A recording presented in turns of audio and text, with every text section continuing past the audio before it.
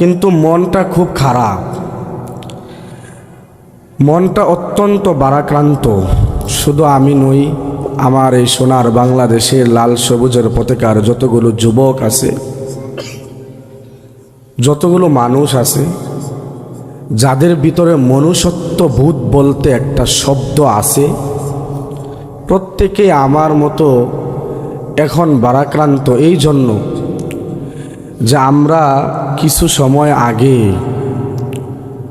আমাদের এক তরুণ যুবক, যার চোখের দিকে তাকিয়ে, যার মুখের শব্দের দিকে তাকিয়ে শুনে আমরা লক্ষ কোটি যুবক নতুন করে বাংলাদেশকে সাজানোর স্বপ্ন দেখেছি, এমন একজন যুবক আমাদের প্রিয় বড় ভাই উসমান হাদি ভাই দুনিয়া থেকে চলে গেছেন। আমাদের প্রত্যেককে এই দুনিয়া থেকে চলে যেতে হবে, আমরা জানি এবং আমরা এটা মানি, বিশ্বাসও করি। কিন্তু এমন কিছু মানুষ যারা দুনিয়া থেকে বিদায় নিয়ে প্রতিটা মানুষের চোখের অশ্রু ঝরে, এবং প্রতিটা মানুষ যার কথা শুনে, যার বক্তব্য শুনে, যার সাহসিকতায় আরও লাখো যুবক তার সাহসের সাথে সাহস মিলানোর স্বপ্ন দেখে, এমন মানুষগুলো যখন আমাদের মাঝখান থেকে চলে যায়, তখন আমাদের জন্য এক বড় শিক্ষা, এমন এক উসমান হাদি যদি হারিয়ে যায়, এই এক উসমানের হাদির কণ্ঠস্বর যদি বিলুপ্ত হয়ে যায়, বন্ধ হয়ে যায়, তাহলে আগামীর হাজারো উসমান হাদি এরকম সাহস নিয়ে কথা বলতে চিন্তা করবে, দ্বিধাবোধ করবে যে আমারও না জানি এমন অবস্থা কখন হয়ে যায়। সেজন্য উসমান হাদি ভাই আমাদের মাঝখান থেকে চলে গেছেন। আমরা প্রত্যেকেই উসমান হাদি ভাইয়ের জন্য দোয়া করব, আল্লাহ পাক যেন ওনাকে জান্নাতের উঁচু মাকাম দান করেন। এবং সাথে সাথে আমার প্রত্যেক যুবক ভাইকে আমাদের আহ্বান যে এক উসমান হাদি যদি চলে যায়, তার স্বপ্নকে বুকে লালন করে পালন করে আমাদের প্রতিটা ঘরে এক একটা উসমান হাদি যেন গড়ে ওঠে। এক উসমান হাদিকে হারিয়ে যদি আমরাও পিছিয়ে যাই, পিছু পা হয়ে যাই, তাহলে বাংলাদেশ থেকে এরকম যাদের ভিতরে ইসলাম বিদ্বেষী, যারা ইসলামকে কখনো উপরে বাসতে দেয় না, এটা চায় না যে ইসলাম উপরে উঠুক, ইসলাম সব সময় উপরে থাকুক, এটার বিরোধিতা যারা করবে, তারা এরকম এক উসমান হাদির পরে যদি হাজারো উসমান হাদি পিছিয়ে যায়, তাহলে এই সন্ত্রাসগুলো আবার সামনের দিকে অগ্রসর হয়ে দাঁড়িয়ে যাবে। সেই জন্য আমাদেরকে সব সময় ইসলামের পক্ষে কাজ করে যেতে হবে, ইসলামের জন্য, নিজের দেশের জন্য সব সময় অন্যায়ের বিরুদ্ধে সামনে আগায় যেতে হবে, সামনে দাঁড়িয়ে যেতে হবে। মনে রাখতে হবে আমার দেশ, আমার ইসলাম যেটা আমি পেয়েছি আল্লাহ রসুল সাল্লাল্লাহু আলাইহি ওয়াসাল্লাম থেকে, সাহাবা কেরাম থেকে, এই ইসলামকে টিকিয়ে রাখার জন্য, এই ইসলামকে এই দেশের মাটিতে উঁচু করার জন্য যদি আমার জীবনটাও দিতে হয়, আমিও উসমান হাদির মতো আমার জীবনটাও বিলিয়ে দেব ইনশাআল্লাহ। আসসালামু আলাইকুম ওয়া রাহমাতুল্লাহি ওয়া বারাকাতুহু। আলহামদুলিল্লাহি ওয়া কাফা ওয়া সালামুন আলা ইবাদিহিল্লাযীনা ইসতাফা। أما بعد فقد قال الله تبارك وتعالى إنا نحن نزلنا الذكر وإنا له لحافظون. وقال رسول الله صلى الله عليه وسلم المرء مع من أحب أو كما قال عليه الصلاة والسلام.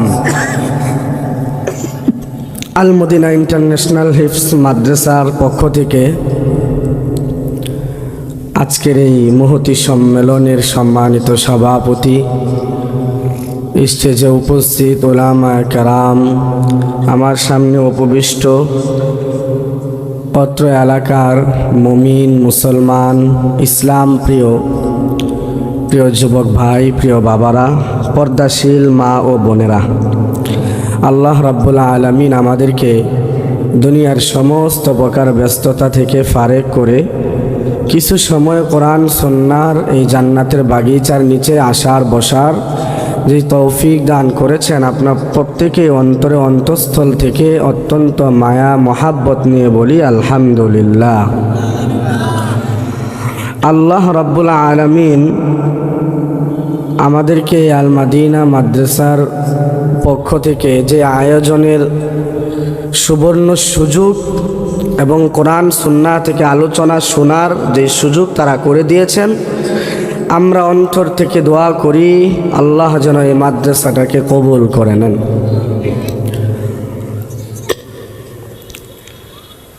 রাত 11টা বেজে গেছে, ফজরের নামাজ কাজা হয়ে গেল। ওই সারা রাতের বয়ানের কোনো দাম রইল না। সেই জন্য আমরা 12টার মধ্যেই মাহফিল শেষ করে দেব। বয়ানের জন্য আরও আগে দেওয়ার দরকার ছিল। বয়ান করব, এখন করলেও করা যায়, কিন্তু মনটা খুব খারাপ, মনটা অত্যন্ত ভারাক্রান্ত। শুধু আমি নই, আমার এই সোনার বাংলাদেশের লাল সবুজের পতাকার যতগুলো যুবক আছে,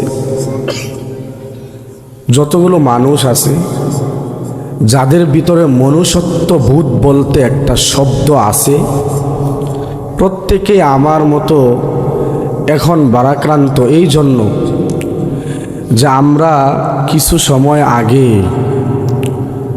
আমাদের এক নৌ তরুণ যুবক, যার চোখের দিকে তাকিয়ে, যার মুখের শব্দের দিকে তাকিয়ে শুনে আমরা লক্ষ কোটি যুবক নতুন করে বাংলাদেশকে সাজানোর স্বপ্ন দেখেছি, এমন একজন যুবক আমাদের প্রিয় বড় ভাই উসমান হাদি ভাই দুনিয়া থেকে চলে গেছেন। আমাদের প্রত্যেককে এই দুনিয়া থেকে চলে যেতে হবে, আমরা জানি এবং আমরা এটা মানি, বিশ্বাসও করি।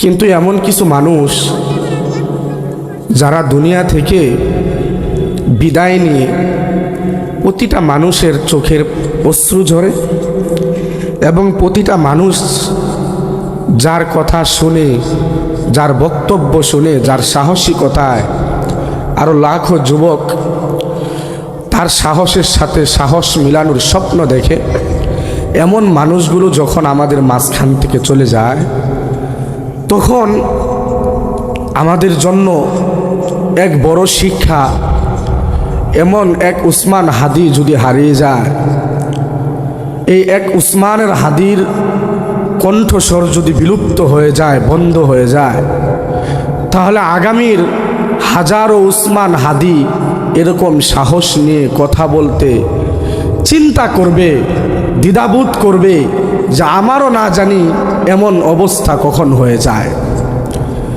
সেই জন্য উসমান হাদি ভাই আমাদের মাঝখান থেকে চলে গেছেন।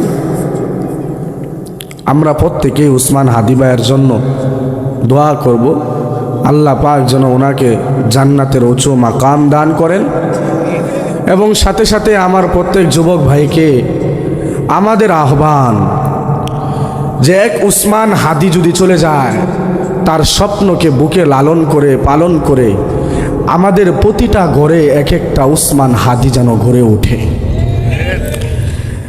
এক উসমান হাদিকে হারিয়ে যদি আমরাও পিছিয়ে যাই, পিছু পা হয়ে যাই, তাহলে বাংলাদেশ থেকে এরকম যাদের ভিতরে ইসলাম বিদ্বেষী, যারা ইসলামকে কখনো উপরে বাসতে দেয় না, এটা চায় না যে ইসলাম উপরে উঠুক, ইসলাম সব সময় উপরে থাকুক, এটার বিরোধিতা যারা করবে, তারা এরকম এক উসমান হাদির পরে যদি হাজারো উসমান হাদি পিছিয়ে যায়, তাহলে এই সন্ত্রাসগুলো আবার সামনের দিকে অগ্রসর হয়ে দাঁড়িয়ে যাবে।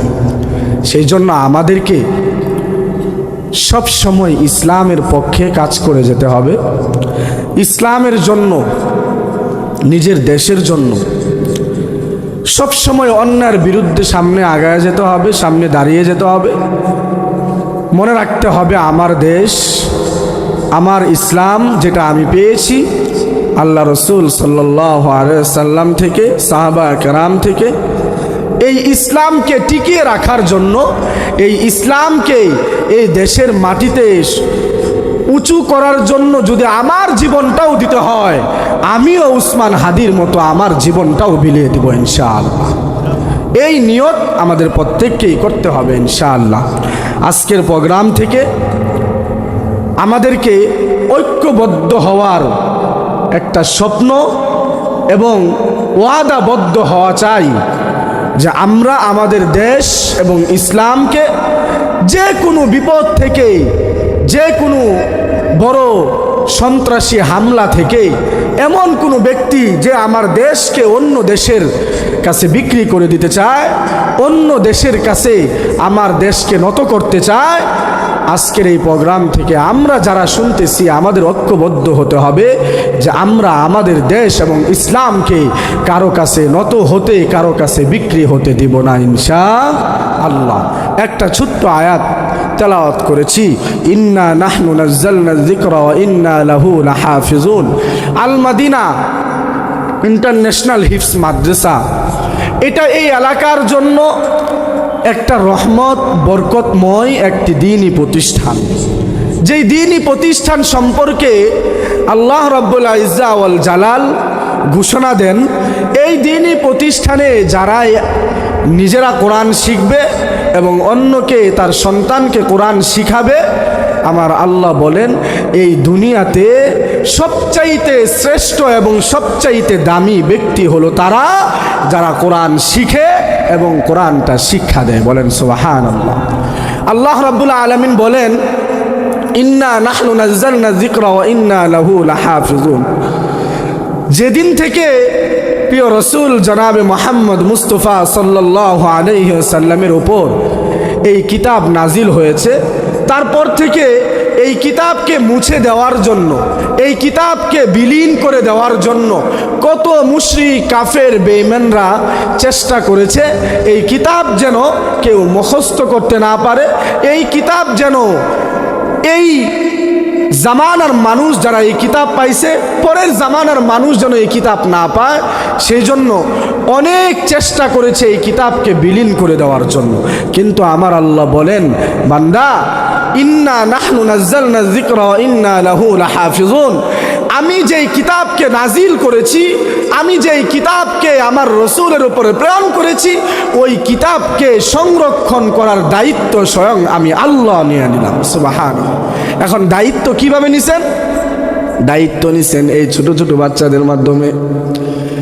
আজকে যেই তিনটা ছেলে কোরআনের হাফেজ হয়েছেন, এমন হাজারো লাখো কোরআনের হাফেজ বাংলাদেশের মাটিতে আছে না নাই?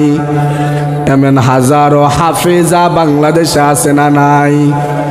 আল্লাহ রাব্বুল আলামিন বলেন এই কোরআনের শিক্ষা যারাই তার সন্তানকে দিবে, ওই সন্তান নিজে জাহান্নামের আগুন থেকে বাঁচবে।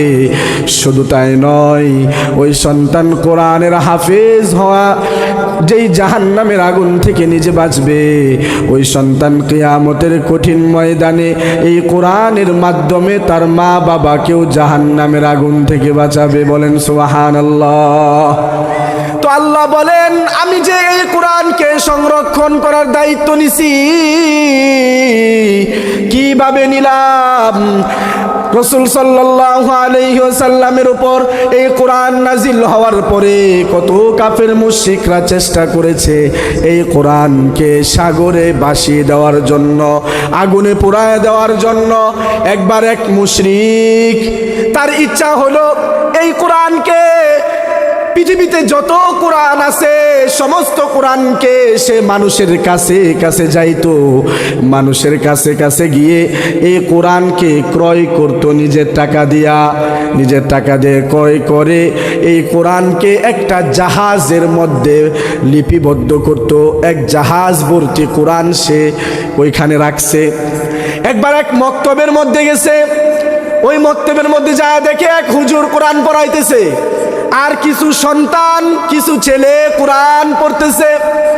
ওই মুশরিক মুসলমান পরিচয় দিয়ে ওই হুজুরের পাশে বসে বসে বলতেছে, হুজুর আপনার মাদ্রাসায় কোনো কোরআন আছে কিনা, আমি ক্রয় করব। হুজুর বললেন, আমার মাদ্রাসায় তো বাড়তি কোনো কোরআন নাই, এমন কিছু কোরআন আছে যেই কোরআনগুলো এই ছেলেরা পড়তেছে, এর চাইতে বেশি কোরআন নাই যে আপনাকে দিয়া দিব। ওই মুশরিক বলতেছে, হুজুর যদি এই সমস্ত কোরআনগুলো আমি আপনার কাছ থেকে ক্রয় করে নিয়ে যাই, ওই কোরআনগুলো নিয়ে যাওয়ার পরে এই ছেলেগুলো কিভাবে কোরআন মুখস্থ করবে, কিভাবে কোরআনকে বুকে ধারণ করবে? ওই হুজুর বলতেছে, ও মুসলমান ভাই, আপনি যদি এই কোরআনগুলো ক্রয় করে নিয়ে যান, এই কোরআনগুলোকে যদি কোনোদিন কোনো ব্যক্তি বা কোনো কাফের মুশরিক পৃথিবী থেকে বিলুপ্ত করে দেওয়ার চেষ্টা করে, আমি বলবো একটা ছোট ছেলেকে আপনার সামনে দাঁড় করিয়ে দিব। ওই ছেলেটা সূরা ফাতিহা থেকে শুরু করবে, নাস পর্যন্ত পড়ে যাবে, আল্লাহর কোরআনের কোথাও একটা নক্তা পেজের জবর ভুল হবে না। ওই হুজুর যখন একটা ছেলেকে ডাক দিল, এদিকে আসো, তুমি সূরা ফাতিহা থেকে পড়ো শেষ পর্যন্ত। ওই মুশরিক বসে বসে সূরা ফাতিহা থেকে নাস পর্যন্ত একটানা পুরা কোরআন শরীফটা ওই মুশরিকের সামনে ছেলেটা দাঁড়ায় পড়ায় শোনায় দেয়। শোনায় দেওয়ার সঙ্গে সঙ্গে ওই মুশরিকটা যে নিয়ত করছিল পুরা পৃথিবী থেকে কোরআনকে একসাথে করে সাগরের মধ্যে ভাসায় দিবে, ওই মুশরিক যখন দেখলো একটা ছোট্ট বাচ্চা, তার অন্তরের মধ্যে 114টা সূরা পুরা কোরআন শরীফটা আল্লাহ তাআলা ওই সন্তানের অন্তরের মধ্যে লিপিবদ্ধ করে দিছেন, সঙ্গে সঙ্গে ওই কাফের সমস্ত কোরআন যে নিয়ত করছিল সাগরের মধ্যে ভাসায় দিবে, সঙ্গে সঙ্গে হুজুরের কাছে কালেমা পড়ে মুসলমান হয়ে যায়। আর হুজুরকে বলতে থাকে, হুজুর জীবনে আপনি এত বড় ভুল করেছিলাম যে আমি সমস্ত কোরআনকে সাগরে ভাসায় দিতে চাইছিলাম, কিন্তু দেখলাম এটা সম্ভব নয়।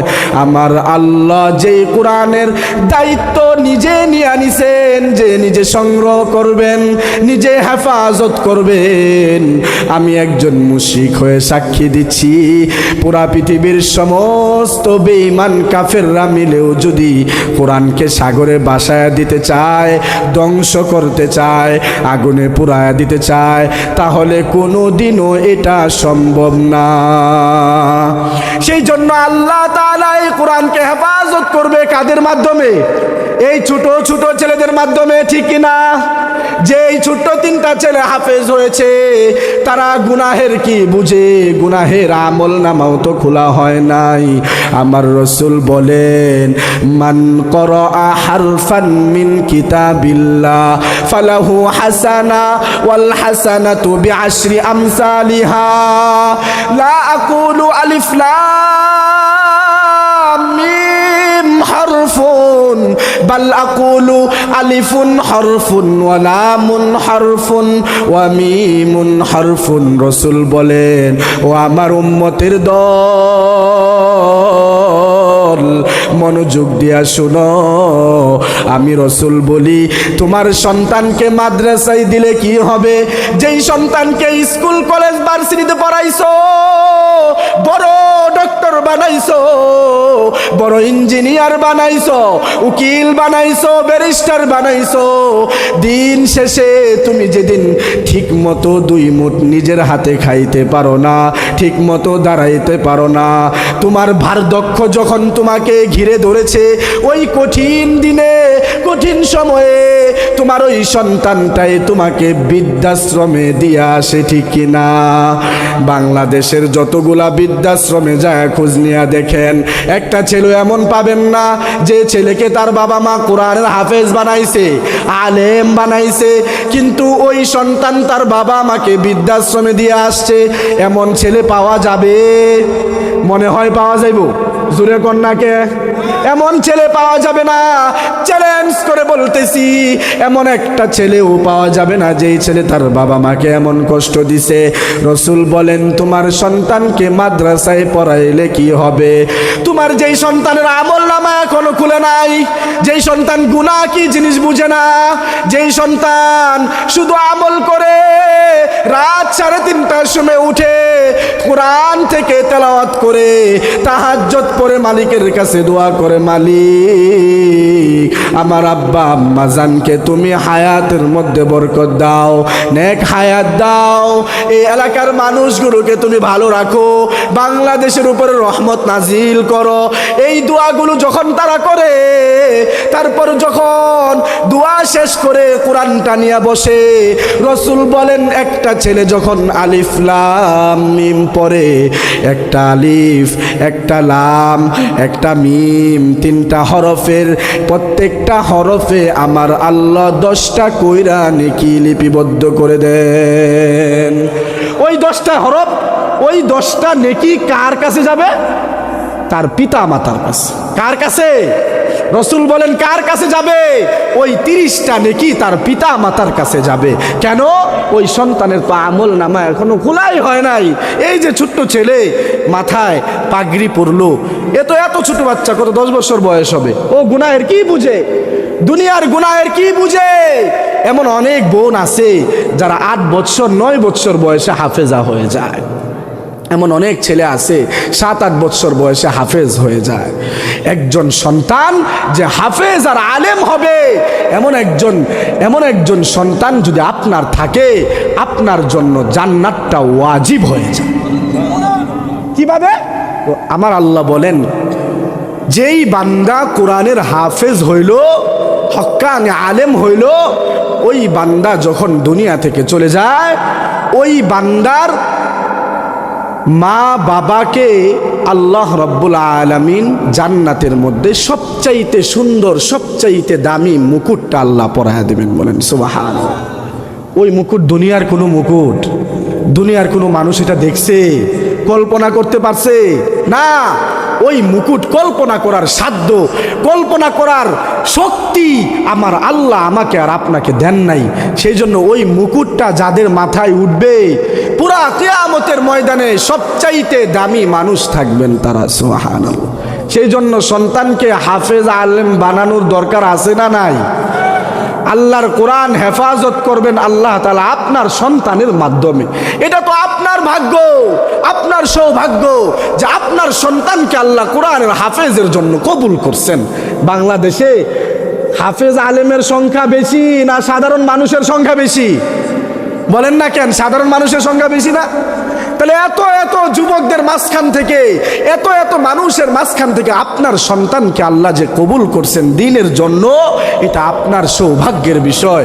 আপনার সন্তান যদি ভালো একজন হাফেজ হয়, ভালো একজন আলেম হয়, আপনি বাবা সবচাইতে দামি, সবচাইতে ভাগ্যবান কখন? আপনার কোরআনের হাফেজ আপনার সন্তান যখন আপনার জানাজার নামাজ পড়ে। সেই জন্য সন্তানকে মাদ্রাসায় দেওয়া দরকার আছে না নাই? আছে না নাই? আপনার মেয়েকে হাফেজা বানানোর দরকার আছে না নাই? এই হাফেজা আর হাফেজ বানানোর জন্য কোথায় দিতে হবে? মাদ্রাসায়। তাহলে আর আপনারা কোরআন শেখার দরকার নাই? আপনাদের আসেনি? কোরআন শিখতে হবে আপনাদেরকেও সহি করে। এই যে কত মা বোনরা দাঁড়ায় আছেন, মারা দাঁড়ায় আছেন, বাবারা বসে আছেন, কোরআন সহি করে যদি না শিখেন 5 ওয়াক্ত নামাজ পড়তে হইব না? 5 ওয়াক্ত নামাজ পড়ার জন্য কয়েকটা শর্ত আছে না? এই শর্তের মধ্যে দেখবেন 1, 2, 3-এর মধ্যে শর্ত হলো কোরআন সহি হতে হবে। এখন কয়জনের কোরআন সহি আছে একটু হাত তুলে দেখান।